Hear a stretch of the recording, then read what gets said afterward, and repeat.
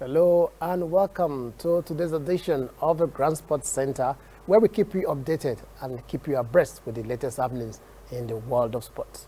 I am Donald Agbavobo. As usual, we have a very tight and bumper package for you, and you're surely going to enjoy your time with us as you usually do. On the menu today, we shall be looking at the latest from the Super Falcons camp, where Asisat Oshuala and Rashidat Ajibade lead the field as Super Falcons coach Randy Waldrum calls up 23 players for the Turkey Invitational Tournament, which holds later this month. In the Nigerian Professional Football League, there have been some coaching casualties as MFM coach Tony Bolus has resigned following the team's poor run of form, which has seen them fail to register a win in their last 6 matches. Also in the Nigerian National League, which is due to start today, TStv, as you know, TStv, one of the oldest teams in Nigeria, and most popular team, they now campaign in the second tier of the league, but then their coach, Editor Goye, says they are battle ready and they will see themselves winning promotion at the end of the season as they gear up for the commencement of the Nigerian National League, which kicks off today. European champions Bayern Munich has added another trophy to their cabinet as they won the World Club Cup yesterday, beating Tigers of Mexico 1-0 in the final played in Qatar.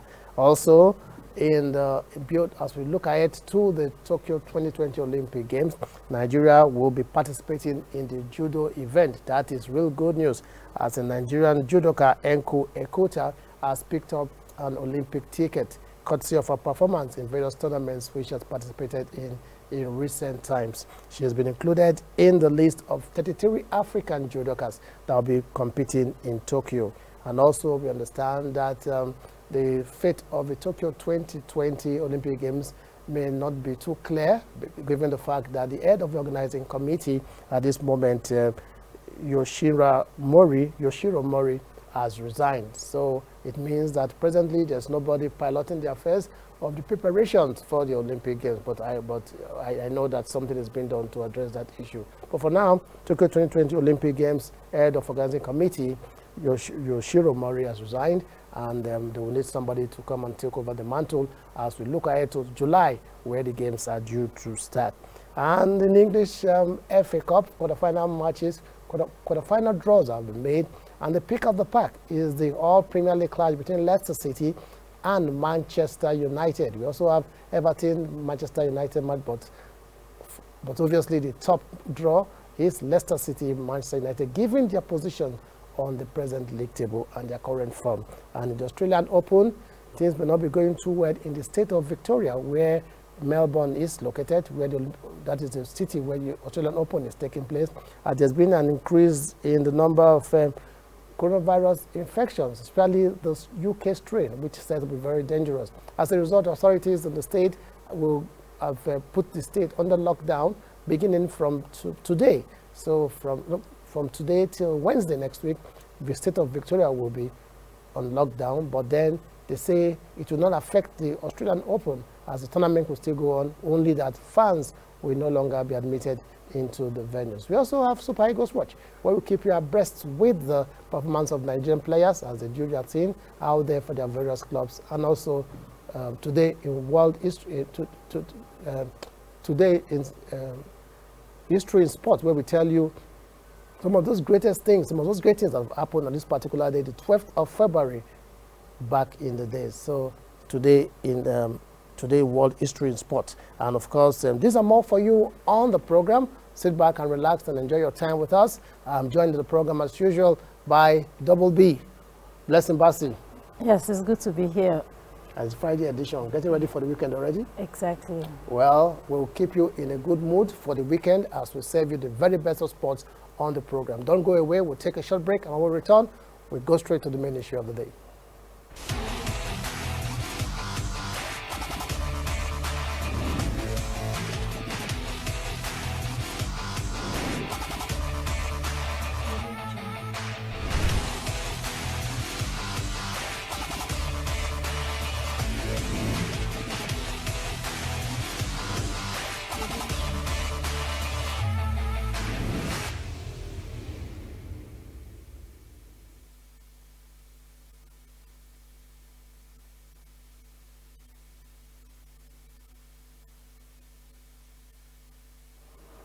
You're still on to the Grand Sports Center, the program that keeps you updated and abreast with the happenings in the world of sports. We'll start the show today with the Super Falcons who will be participating in the Turkey Invitational Tournament. It's actually called the Turkish Women's Cup, and it takes place between the 15th and the 24th of this month. Ahead of that competition, new Super Falcons coach Randy Waldrum, the American, has called up 23 players to prosecute that tournament, and the team includes reigning, the player was really voted African Player of the Decade between 2011 and 2020. Assisted Oshuala plays for Barcelona, and his compatriot also in the Spanish league with Atletico Madrid, Rashida Ajibade. They lead the pack of all the players, comprising mainly of players that were part of the Super Falcons team that reached the last 16 at the last FIFA Women World Cup in France. And the team actually has not changed much, though there's been no place for Desire Oparanoze, the veteran striker of the team. Well, blessing, the Super Falcons will be back to action for the first time since 2019, and it's good to know that the coach, Randy Waldrum, finally has got his work started, because since he was appointed, he has not been able to assemble this team. And for the first time, they will be meeting as a team, and we'll get to see what actually is the stuff is made of and the direction the team is going under him.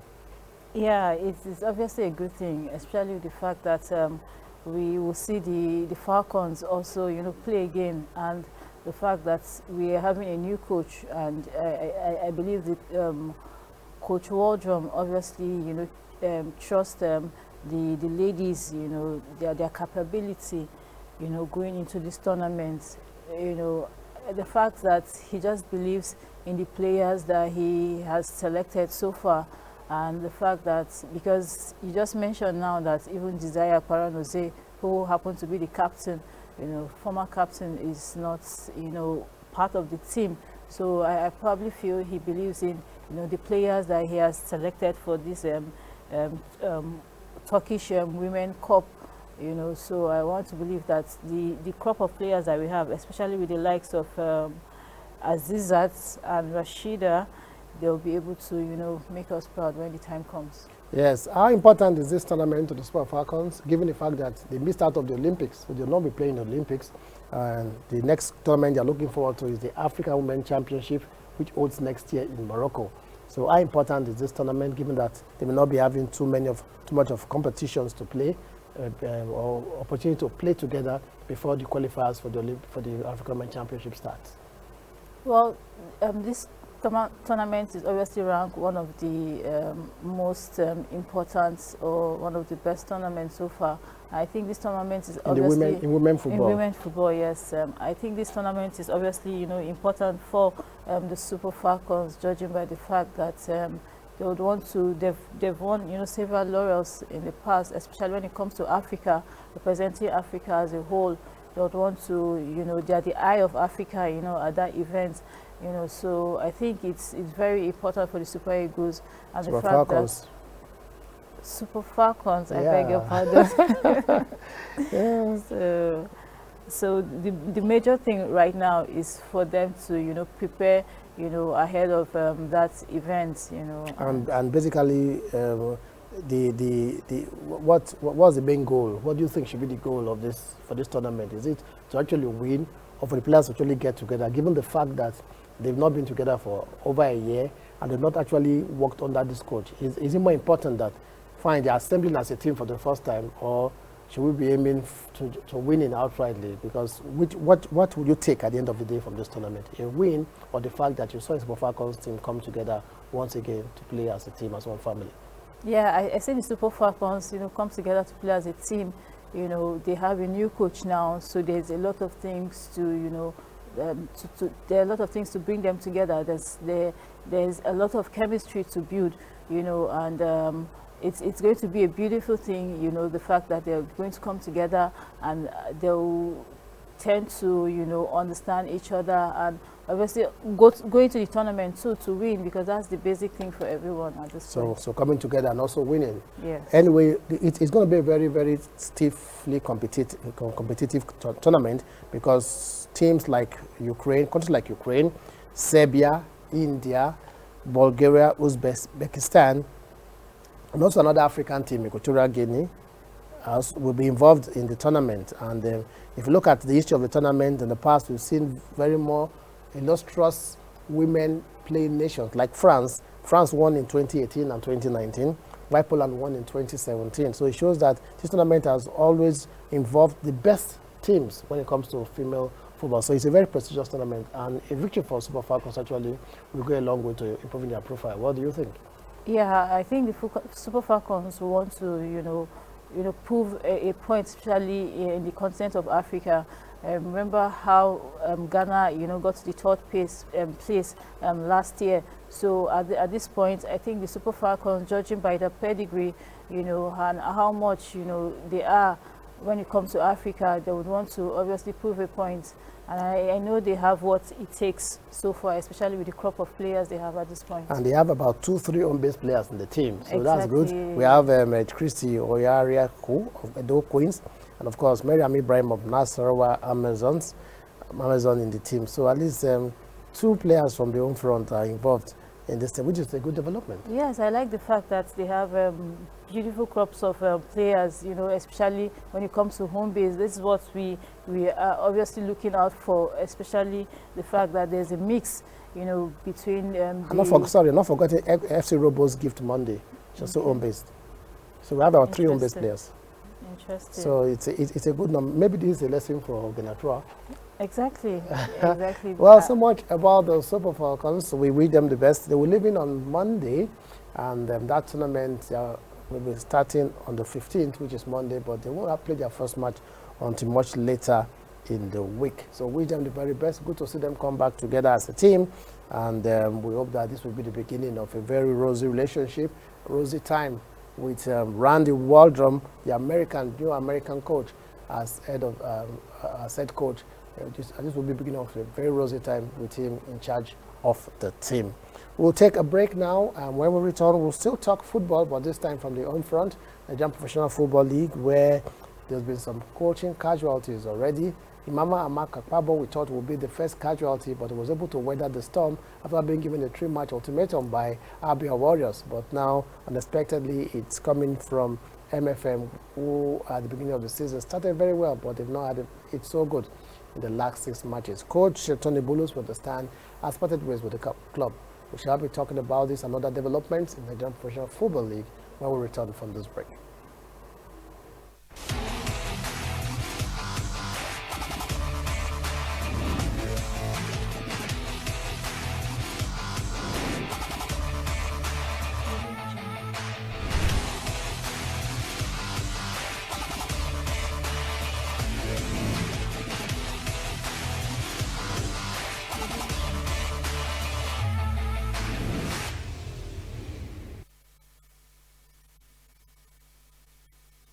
It's still the Grand Sports Center, the program that keeps you updated and abreast with the latest happenings in the world of sports. Next, we'll talk about the Nigerian Professional Football League, where MFM's coach Tony Bolus has resigned alongside his assistant Olarewaju Yemi. This actually has not been the best of times for MFM. In the last 6 matches, they've not won. And to rub salt on the injury, Atlant came to Lagos last week to win. Atlant before then had not won any away match, and they had one of the poorest away records in the league. But then they came to Lagos all the way from Owerri and secured a 1-0 victory over MFM. But then, apart from that, it's been a series of losses, and they've not won at home in the last 4 matches. And this actually is not the best of time for MFM. But Coach Tony Bulus is taking the blame for it all. It's always the case, right? Yeah, it's always the case because everything falls back to the coach. I mean, they've got good crops of players. MFM has good crop of players, and judging by their performance in the past, seeing an MFM team that drops as it goes is not really encouraging, because once a team doesn't perform well, like you mentioned them, Mama Makakpago, everybody thought, okay, Abia Warriors weren't doing well, and all of a sudden, they begin to perform very well. At this point, MFM is not really doing well at this point, and they have their reasons why they obviously have to resign, resign as coach, and also his assistant. But was his departure instinct by the fact that they lost to Atlanta, and Atlanta is coached by their former coach Fidelis Ilechukwu? That pride, that issue of the coach that left us and came back with his new team to win here. Would that have been fine? They are not having the best run for now, but that could have worsened matters for him, right? Yeah, Fidelis. Given the circumstances. Yeah, he coached MFM, before now, and he knows how MFM, he has led MFM to a stage where, they did well. Yeah, it was because of his performance, MFM. That's why Atlanta came for him. He actually had a very good time. Yes, did very well. Exactly. So it's just unfortunate at this point while, MFM is not doing well. Probably, they will obviously have to look into it, and get a coach. We know that some clubs have had to take a number of measures to ensure good performance by their team. We mentioned Imama Amaka Pabo earlier, was issued a 3-match ultimatum. Whether it was a 3-match ultimatum that gingered him, or probably the players just started getting it right, we wouldn't know, but we know that he has survived that. And at the end of the season, Plateau United had to place their players on half salary after they lost 2-1 to Kwara United at home the first match of the season. Plateau United can be said to have picked up as well.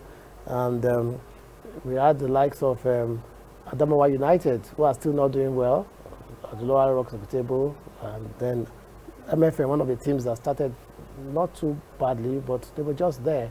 But now they're not doing so well. So it could change at any time for any team. So at the end of the day, it's not about his coach Bulus today, it could be another coach tomorrow, right? Yes, it could be, either ways. I think the thing right now is the fact that even MFM at the table, they are not, doing badly, like you said. But I think everything just boils down to patience and the management of the club at this point. Because if you talked about Adamawa United and Abia United at the beginning, exactly. Picked up. They are obviously, even on the table, they are better off, but at this point there might be, more to why Bulus left, And exactly, there may be more to it. Exactly. I'm talking about coaches. One coach that is actually full of expectations as the new Nigerian National League season starts today. Talking about the second tier of Nigerian football, the Nigerian National League gets on the way today with matches spread across various centers this weekend. And one team that will be participating in that tier of the league is 3SC. 3SC, in normal times, well, one would expect them to be in Nigerian Premier League because they are one of the most prestigious clubs in the country. We know that they were arguably the first Nigerian team to win continental football competition when they won the Cup Winners' Cup back in 1976. And they have actually been there, played in the CAF Champions League finals or CAF Champions Cup finals then in 1984. They've been one of the illustrious teams in Nigeria. But then in recent times, things are not been going too well. They find themselves in the lower second tier of Nigerian football. So they are one of the top teams in this league. And the coach of the side, Eddie Tagoye, who was also a former player of the team, is saying that they are full of expectations. Their preseason have gone well, and they hope to, at the end of the day, achieve their aim of gaining promotion. Well, when you hear 3SC, you think of Premier League, but it's not. It's Nigerian National League. That's how football is. Some teams that you expect to be at the top level, for one reason or another, find themselves in the lower level. But that doesn't mean that they cannot bounce back. But for 3SC and for every average Nigerian football fan, seeing 3SC back in the Premier League will be a very, very good thing. Yes, it will be a very, very good thing. Seeing Chelsea, back in the Premier League, it's a good thing. The NLL, will kick off, today, After the long delay. After the very, very, very long delay, and the fact that Chelsea, the coach of Chelsea at this point is beginning to, he praises, especially on the fact that he believes his club will go far, especially the fact that they've been doing well in the preseason. It's a good thing, especially for Everett at this point. And yes, and given the fact that we know that it just goes to tell you that probably that clubs are really taking it seriously. If TStv could be this serious, it means that they have they have the ambition of coming back. As you know, Bendel Insurance too, another part of that group of illustrious clubs. We had Rangers, Bendel Insurance, TStv, Raka Rovers of Kano. Those are the teams that Calabar Rovers represented the regions where they played, and the household names in those places. And in the past, when those teams play, it's more than football. It's like the state or the regions against the next region. And so that was how fierce the rivalry was, but very, very good rivalry, not the one that results in violence, but though sometimes it spills over, but occasionally it happens. But most often it's a healthy rivalry, and it all went to make Nigerian football stronger there. So how good will it be to see these guys come back, these teams come back to the Premier League, and we get to see fixtures like Rangers versus TStv any day, just like when you have Liverpool, Everton, or any day you see Manchester United, Man City. Even if Manchester City is not doing well, even when Manchester United is not doing well, once it's Man City, they up their game. Same with Everton and Liverpool. That's how it is. So it will only add up to the spectacle of the Nigerian Premier League if these teams find themselves back in the Premier League. I'm not really advocating for them per se. I'm not being biased. For other teams, I hope that the best team at the end of the day will emerge champions and also gain promotion from the Nigerian National League. Another league that will start soon is the Nigerian Nationwide League. This is the third tier, like the amateur part of the league. So it's good for Nigerian football. The Premier League is up. Now the National League is going to start, which is second tier. Now the third tier, which is the amateur league, will start very, very soon. And the chairman of the league, Alkali Mohammed, is expectant, very full of expectations, given the fact that they just had coaching clinic for all the coaches at that level. You know, at that level, the amateur coaches, some of them don't even have coaching certificates per se, because they're just like, some of them are community clubs. So anybody in the community that has some knowledge of football can just take it over. But having given them this coaching clinic, having to hear from experienced coaches and rudiments of the game, how to do it, would actually augur well for it. And the chairman is saying he hopes to see the standard of that level of league improve. And obviously, with the way they've done with the coaching clinic, that should be the case, right? Yes, that should be the case. Honestly speaking, it's a good thing that they are obviously thinking in that direction, because one would have a good team if there are no good coach at this point. I like the coaching clinic idea. The fact that we tend to build especially young minds and people who are aspiring to become coach, and even have one or two experiences, especially when it comes to playing football and also coaching, because what we are concerned about is to build especially our youth when it comes to football, and develop football in every aspect of it. Yes, indeed. Well, so much about Nigerian football, and let's just before we take a break, let's quickly talk about the pinnacle of club football, that is the Club World Cup. World Cup is the pinnacle of national team football. That's the biggest competition in the world in terms of football. And at club level, it should be the Club World Cup, though people still dispute it, given the fact that the way it is organized, and most teams don't actually come in prepared, because it takes place in the middle of the season, and it doesn't actually reflect the capability of most teams. But from next year, from next edition, which was supposed to be this year, 2021, the Club World Cup has been expanded, so it's going to be much more competitive. So for now, Bayern Munich emerged champions again after beating Tigers of Mexico 1-0 yesterday. Benjamin Pavard, the French right fullback of Bayern Munich, scored the only goal of the match. Bayern Munich now have 6 trophies. Their trophy cabinet, I'm sure they're looking for space to keep trophies now, bless them. They've won everything. The German League, the German Cup, the DFB Pokal, they won the UEFA Champions League, They won the European Super Cup. They won the German Super Cup. Now the Club World Cup, making it 6. How more successful can a team be in a year? Well, they are in a position where, you know, when you have this kingship and you have this crown on your head, that's where Bayern is at this moment. You know, they've proven to be the best. You know, they've proven to be all over, you know, both in Germany, in Europe, and the Club World Cup. Even Pep Guardiola has paid tribute to the team. You know, he was a former coach. He has paid tribute to them, eulogizing them over their achievements, and cracking a joke that the only other team that achieved this in the past was the Barcelona team of 1992 or 2009 when he was in charge. So he was talking about playing for a 7th title between Bayern Munich. Well, that's just by the wayside. But should that kind of thing happen, this Bayern Munich team and the Barcelona team of 2009 that had the likes of Messi, that would be a very, very big match, you know. Yeah, I'm very sure they've obviously surpassed even the Barcelona team of then, and they've proven to be, you know, the best when it comes to the football in the whole world, honestly. And the coach, Hansi Flick, he seems to be underrated, because in the running for the club, for the manager of the year, the last awards that were done in December, Jurgen Klopp was selected. And you know, it was, so people like Jose Mourinho came and said, actually it should have been Hansi Flick. Does this further justify the fact that in terms of success this season, the most successful coach has been Hansi Flick of Bayern Munich?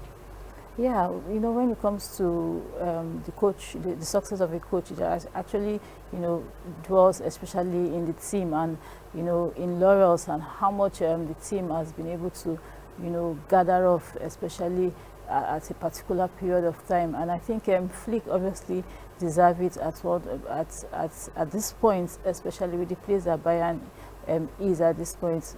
Honestly, I'm really, you know, glad that they obviously won this club. They obviously deserve it, you know, if you'd ask me. Yes, you know, indeed. And Qatar, as hosts, they have pulled one again. They have been able to successfully host a tournament. You know, they're preparing for the World Cup, and this was like a rehearsal of what will happen in the World Cup. And you could say that they have successfully hosted another tournament. A point out to the fact that we are on course for 2020 World Cup, right? Of course, we are on course for that, and preparation is going to be on top gear. Teams, countries will be looking forward to that, and you know, everyone is asked. The whole, apart from the Tokyo Olympics, the Qatar is like, you know, where everybody is. Yes. Yeah. Because after the Tokyo Olympics, the next big tournament will be the 2022 World Cup in Qatar. Well, so much about the FIFA Club World Cup. Congratulations to Bayern Munich. I think the big question now is who can stop Bayern. It's not like, again, will Bayern win? It's who can stop Bayern. Well, we'll leave that for another day. We'll take a break now, and when we return, we shall be talking judo. Good news for Nigeria, as a Nigerian judoka has qualified for the Tokyo Olympic Games judo event, and she was part of the 33 African judokas that have made the cut for the Tokyo Olympics. We shall be talking about that later on in the program. Her name is Enku Ekuta. Actually, we shall be looking at what this means for Nigeria and Nigerian judo generally.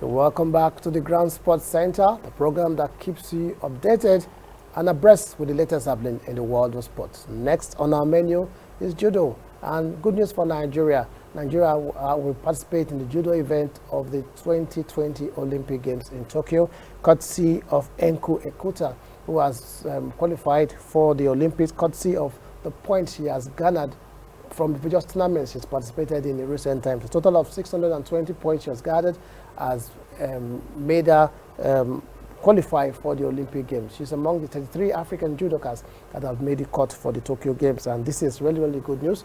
You know, judo is more like an individual kind of event, and unlike the team sports where people come together. So it depends on that individual, how you're able to motivate yourself and also work with your coaches. And this is really good news for Nigeria, for the young lady, Enko Ekota. Yes, kudos to Eko. Honestly, she has, you know, made, you know, Nigerian proud at this point, and you know, her story is not just for today. She has been, you know, winning laurels and also training and also preparing for events, because she's this highly spirited person. She believes that she has done really well, especially with the fact that she has made Africa. She has represented Nigeria well, also Africa, you know. And would this have been possible without the private sector involvement? Because we understand that she's been sponsored by an energy company, and that company has been paying her bills, making sure that she participates in the tournament. It just goes to show the importance of private sector participation in sports. Yeah. When there's a back to support you, you know, there's every tendency that you know, do pretty well. And the more you work, hard work, you know, pays too. You know, the fact that there's someone, you know, supporting you, you know, and giving you those financial, you know, capabilities. There's every tendency that, you know, you won't want to disappoint at the end of the day, and kudos to her for... Yes, indeed. And what does this not just tell us that there are very many talented individuals in various sports in Nigeria, but probably they're not getting the right motivation, financial assistance, because just look at what the Enko Ekota story, you know, just a lady selected and, you know, given all that she needed, and she produced results. The case of Chukwumarije that won bronze at the Olympics in Beijing is also well known. He was able to finance his participation in various tournaments on his own, because he was able to, he had the financial means to do that. And the result was a bronze medal at the Olympic Games. To win a medal at the Olympic Games, it's a very, very big achievement, whether bronze, silver or gold. So for him, an individual medal at the Olympics, he had the financial means, he was able to finance it. Fine, he had a very good background, so he had that support from his family, and was able to do that. Then look at Enko Ekota too, in judo, getting the support. And my question, and what I'm looking at is, I can imagine how many Chukwumarijes and Enko Ekotas are in the country that are not having the opportunity because of financial difficulty. Yeah, it's true that we have tons of talents, especially in this country as we speak, and if only we can discover this talent. How do we discover this talent? Okay, now we have a National Sports Festival, for instance. If the festival were to, you know, hold, or I mean, if the festival was to, you know, be happening at this point, we would at least see one or two people, you know, who... But the question is, what's next? After you discover them, what's next? That's it. The sponsorship and to motivate them. We know that government cannot do it alone. Government is doing its best. The Ministry of Sports, they're doing as far. They have over 30 federations to take care of. So you can't expect government to do it alone. So that's why we're talking about this private sector participation in sports and the need for more private organizations to come up. Not only after they've won, because what happens in the country is that after these players, after these teams go out to win laurels, when they come back, the private companies come and host them. We don't want it after they've won the laurels. We want it before they go, so that you support them, so that we can, because if we can support those that have won, it means that if we give the support even before they go for this tournament, we're going to have much more than we have at the moment in terms of teams and individuals that are winning laurels for Nigeria in international competitions. So that's that for now. And still talking about the Olympic Games, the head of the organizing committee of the Tokyo 2020 Olympic Games, Yoshiro Mori, 83 years old man, has resigned. He made comments recently, some comments about women that did not go down well. He talked about women, said women talk too much. He was actually referring to the fact that hosting meetings with women was not something that he looks forward to. And that comment has actually been taken against him, held against him. He was under pressure to resign some time ago, but he didn't resign. He has apologized, but it appears he's finally not been able to cope with the fallout of that statement. So this could be the best decision, because given the fact that the games already is being questioned from different quarters about being postponed, given the wave of coronavirus in the country, that's Japan now, and now this controversy concerning the head of organizing committee may actually lay credence to the cause that these games should be. So him buying out and making way may actually be the best thing to save these games, which is actually under great scrutiny at the moment. Well, I actually did not see it from that perspective, but now you mentioned it, I think I'm beginning to see it, from the perspective where it's a bit, controversial to the fact that, it's covering of these games, this Tokyo Olympics, because the Tokyo Olympics, every time there's one news or the other. There's already a controversy about it, whether holding the morality of it going on, and now the controversy over the head of. So obviously, I think it will be the best, so that the games able to deal with pressing issues of how to get it organized without putting athletes at risk. Yes, exactly. So all eyes will now be on this issue, right?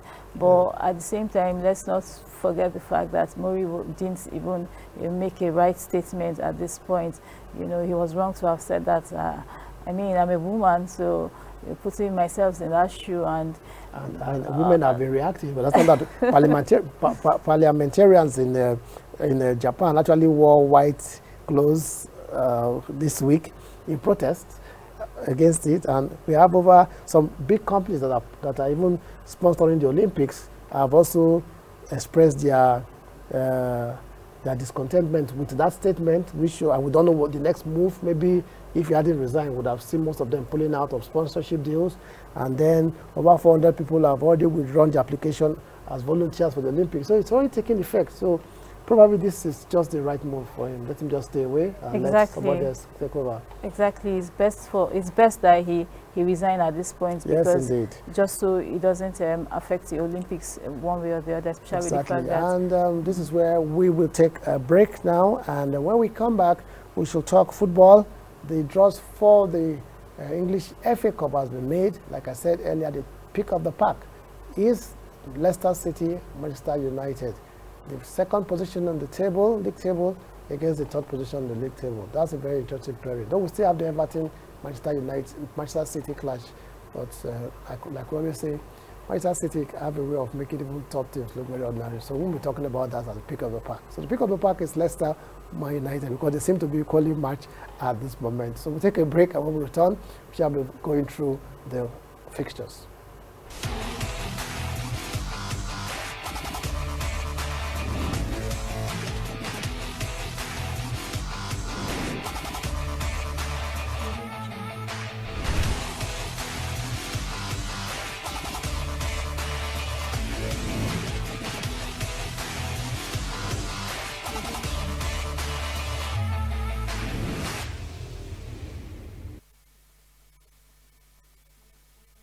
Still on to the Grand Sports Center, the program that keeps you updated and abreast with the latest happening in the world of sports. Next on the lineup is the English FA Cup, where the draws have been made, and the fixtures shows that Everton will take on Manchester City, Bournemouth will be up against Southampton, Leicester has a home date with Manchester United, while Chelsea will take on Sheffield United. I've been talking about the Leicester City-Manchester United match.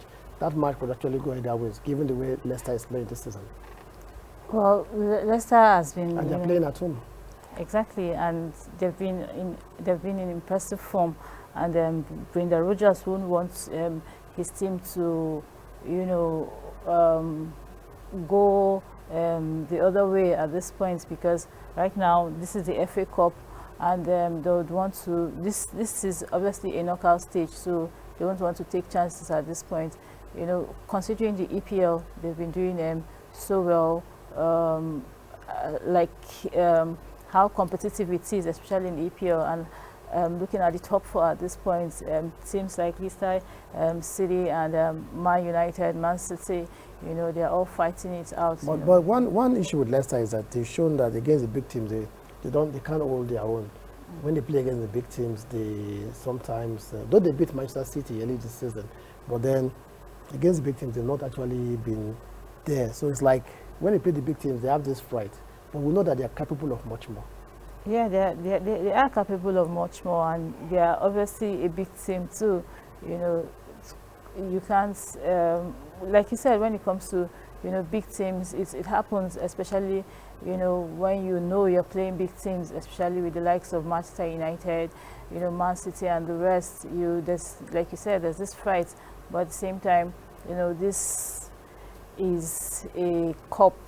You know, so anything could happen. Manchester United themselves have not been in the best form. Last 3 matches, drew Everton, managed to beat West Ham in the last stage of the FA Cup, and so since 9-0 victory over Southampton, they've not actually been in the best of form. So they could be there for the taking. Well, they could be there for the taking, because if you look at this FA Cup at this point, I think I will obviously leave it to one of the Manchester teams, honestly, because if you look at especially the City form, although this is an FA Cup, you won't really, and they're playing against a good side, Everton, you know, at this point. Everton or no Everton, you know, Manchester City has a way of making good sides look very ordinary. One has Liverpool. Yeah. So on a good day, this Manchester City team does not know a good side or a bad side. They just play you, and they make you look ordinary. Exactly, but this is the FA Cup. Let's not forget that this is the knockout stage. Anything can happen. You know, Everton would obviously won't want to take chances. You know, at this point, they are all looking, you know, ahead to, you know, getting that cup at the end of the day. And Chelsea seem to have the easiest fixture. Playing against Sheffield United, though another Premiership side, but they are rock bottom on the table of the Premier League. And then, but then it could also be a very difficult one for them too. Yes, if you look at this Chelsea-Sheffield game that will be played, I think, especially with the form of Chelsea at this point, and the fact that Thomas Tuchel is obviously doing well for the club, if you'd ask me. But they struggled against Barnsley yesterday. Yes, just they did. Just to manage 1-0 victory. And Barnsley were the better side. Yes, they did, but I think they have this mindset of, at the end of the day, getting that valuable just 2 grind points. the result. Yes, anyhow, they struggle it out at the end of the day. For Sheffield United, I'm sure they are resigned themselves to play in the Premier Championship next season. But then, the FA Cup will be an opportunity for them to make a statement this season. If they have any chance of doing well this season, it will be from the FA Cup. So don't you think that they will give it their best shot? Well, they will give it their best shot. The thing is, this FA Cup, one wouldn't really know how to predict it at this point, because these teams are going to give their best shot in every game, because it is a knockout stage. Once you're out of it. So I think Sheffield will give it their best shot every and time. The last match, Bournemouth against Southampton, it could go either way. Southampton Premier League side, we know, but they too are not having the best of times in terms of form. And Bournemouth, the way they beat Burnley in the last round, showed that they have something to offer. So this could be a very, very difficult and a tight game, right? Yes, it could be a difficult one, especially and tight to call, because and tight, because honestly, I'll say it again, this fixture is really a tight one. I can't really, spell it out at this point, but I know it's going to be interesting, and when, the time for games come. So we just keep our fingers crossed. Exactly. Yes, we keep our fingers crossed as usual, and we hope that those matches, when they are played in March, late March, we'll get to see the very best of FA Cup action. We'll take another break, and when we return, we shall be talking tennis. The Australian Open is very much on. The state of Victoria, of which Melbourne is the capital, will be going on lockdown today and to last till Wednesday next week because of increased infections of the coronavirus, particularly the UK strain, which is said to be very deadly. But then they said the Australian Open will continue, only that fans will no longer be admitted into the venues. We shall be talking about this when we return from this break.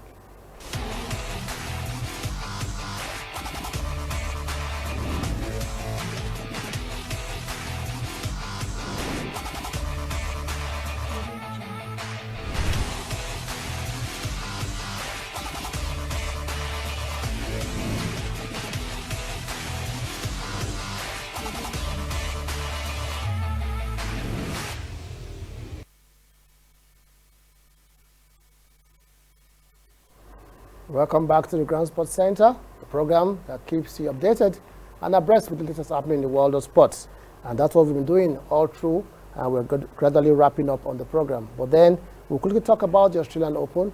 Though a lockdown has been imposed on the state of Victoria, but the city of Melbourne is where the Australian Open is taking place.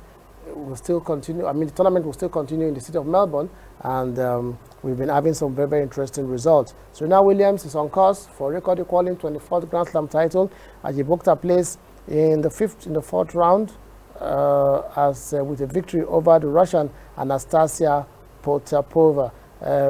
Blessing, we're talking about the fact that the likes of Azarenka have been eliminated. The path to Serena Williams achieving this record we're all talking about is clearer, and she seems to be moving on. Yeah, she does seem to be slowing down. I said it, previously. She's here for the Australian Open. She's here, and she's already in the fourth round already. How fast that could be, and I feel she has everything, prepared, to go in and, take. If there's anybody that can stop Serena Williams, it will be Naomi Osaka. And she too, she's doing very well. She's gone to the qualify for the fourth round as well. And then there's also Gabina Muguruza, who is also a two-time Grand Slam champion. So these are some of the illustrious names that are still in the field. So the course is not totally clear for Williams to go all the way. But then it's good to know that the women's game is coming up stronger. And you see this issue of lockdown and the fact that fans will no longer be admitted. We've been admitting about 30,000 fans daily, and all of a sudden they will not be there. Will it affect the standard of what we see? Because we know the effect of fans on players' performance. Yeah, if you could remember when the Australian Open started, some of these players were obviously excited with the fact that there were fans, but at this point, because of the increased rate of the coronavirus pandemic, it's just unfortunate at this point. But still the Australian Open will still go on, and the fact that fans won't be available at this, and fans are banned at this point due to the cases, it's going to really affect the game at a point. Well, apart from the women's game, the men's game is also hotting up. Alexander Zverev has also qualified for the fourth round. It was semi-final this last year at Melbourne, and now he's reached the fourth round. He seems to be getting it right. Also, we have the world number one, Novak Djokovic, will be in action later today. There's also the home favorite, Nick Kyrgios, the Australian, who is also very much on course. So both the women game and the men game will still have a very tough field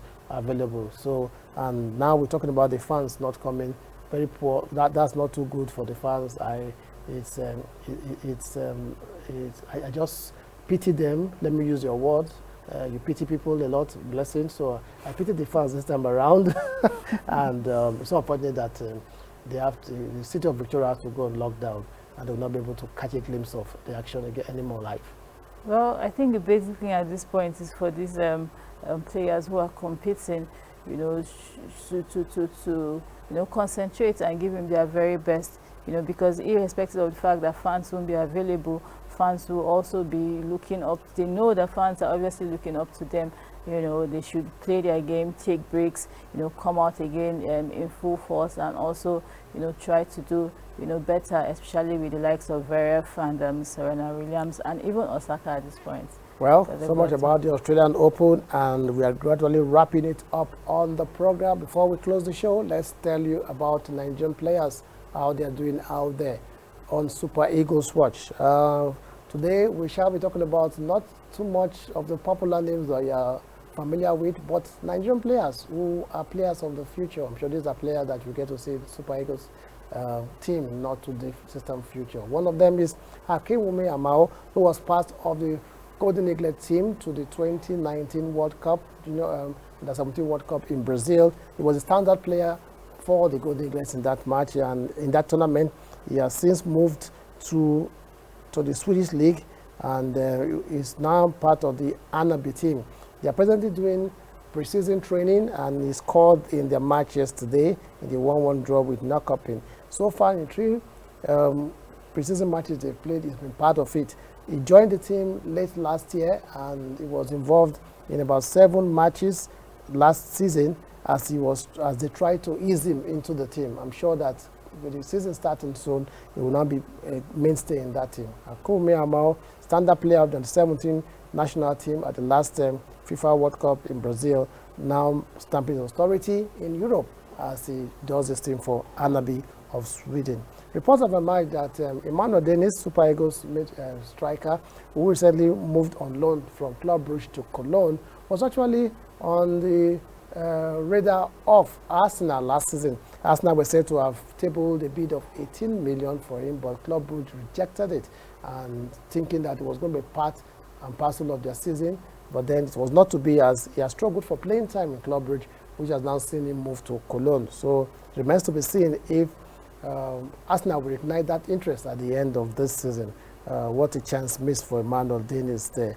And this is another young Nigerian player who was invited to the Golden Eaglet side, Prince Adegoke. Presently plays for the Chelsea on the 18 side. He has signed his first professional contract for Chelsea. So it's good to know that we have a Nigerian player who is in Chelsea. Unlike the other players that have played for England junior teams, they will now have to file papers with FIFA to gain, to be able to play for Nigeria.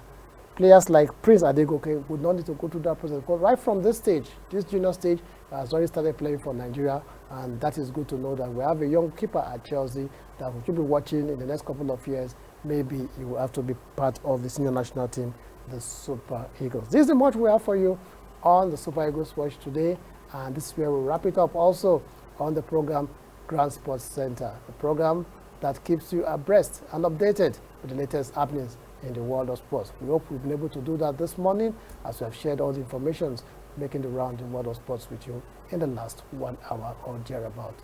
I'm Donald Agbavobo. I want to thank Blessing Bassi for having been part of the show all week, right from Monday till today. Yeah, it was a pleasure. Now take a rest for the weekend. Exactly, it was a pleasure to be part of this bumper edition. We definitely will be back same time, same station on Monday, and we'll be looking forward to having you join us once again. On behalf of all of us, including the production crew who have done a marvelous job all week,